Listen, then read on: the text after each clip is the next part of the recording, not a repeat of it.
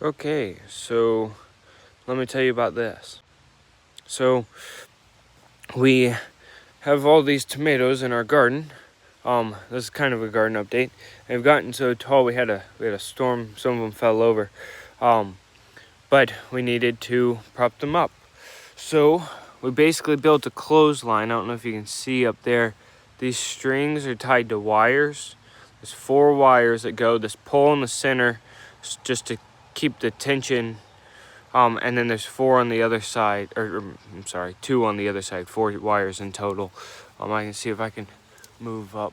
Yeah, you see the wires. So basically we built like a clothesline to hang strings like twine from, and then you just very gently wrap it around the plant of the tomato, and it helps hold them up, and then we can adjust the length with those rocks down there.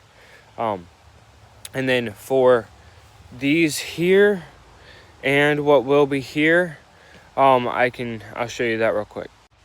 That is what this is for. It's a little mangled because of when we moved, but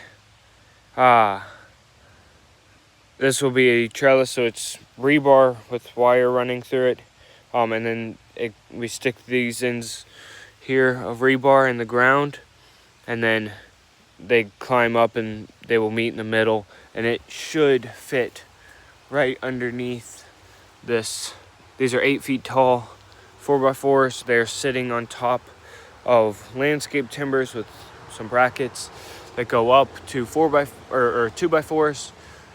We drilled lengthwise or widthwise through the 2x4 with some eye bolts on this side, and then just loops on that side, and then tensioned the bolts to pull the wires tight. And then we put a little blocking on each side and then have this pole in the center. But this is the garden. Oh, here's another thing that we did with the garden.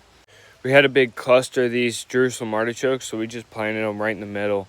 And the Jerusalem artichokes are looking much better. Much better. And so are the onions over here. Everything's looking great.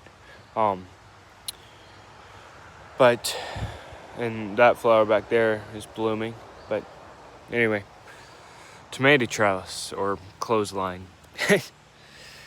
I know I kind of ended already. But I will say one thing when doing the string instead of like tomato cages is it can go much higher than a tomato cage, because the tomato cages, yes, they can go into the ground, but they wobble back and forth and just aren't as sturdy.